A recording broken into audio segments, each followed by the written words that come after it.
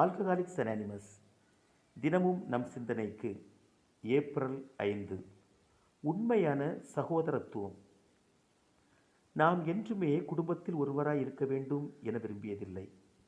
நண்பர்களுடன் ஒரு நண்பனாக, தொழிலாளர்களுடன் ஒரு தொழிலாளியாக, சமுதாயத்தில் ஒரு உபயோகமுள்ள மனிதனாக வாழும் சாதாரண வாழ்வை நான் ஒருபோதும் விரும்பியதில்லை.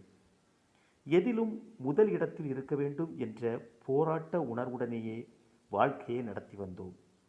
அது இயலாது போன பட்சத்தில் அதை தோல்வியாய் பாவித்து சமுதாயத்தை விட்டு விலகி ஒளிந்து வாழ முற்பட்டோம்.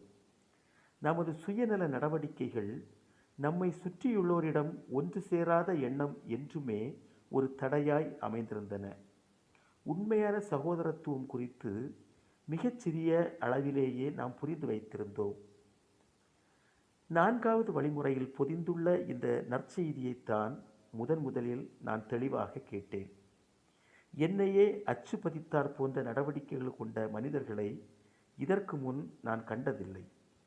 மனிதர்களுடன் மனிதனாக வாழும் வாழ்க்கை முறையை பற்றி சொல்லிக் கொடுக்கும் இடத்தை பற்றி ஏஐக்கு வரும் முன்னர் நான் அறிந்திருக்கவில்லை. என் முதல் கூட்டம் முதல் உறுப்பினர்கள் மிகச் சரியாக இதை மட்டுமே செய்து வருவதை பார்த்தேன். நானும் அவர்களைப் போல் மாற விரும்பினேன்.